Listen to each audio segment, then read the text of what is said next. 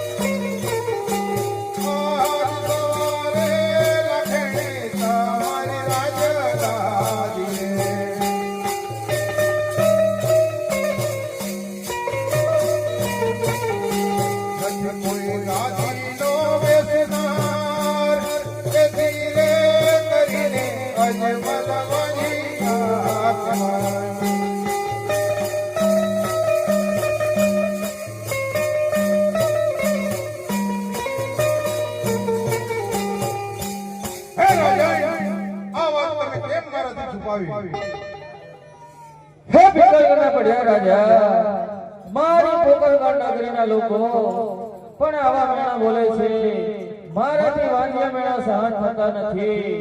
હે પિતળના પડ્યા રાજા, તમે પણ આવા કડવા વ્યાજ અને કડવા મેણા બોલો છો. હે પડ્યા રાજા, હું તમને એક વચન આપું છું કે જ્યાં સુધી મારા મહેલની અંદર પુત્રનું પારણું નહીં ઝુલાવું ત્યાં સુધી મારી પૂરી સગુણાનું વાણું પણ નહીં હોય. અરે એવા હટકા અને દીદી રાજા હોય તો મને વચન આપો. વચન આપું છું. જય બાબા.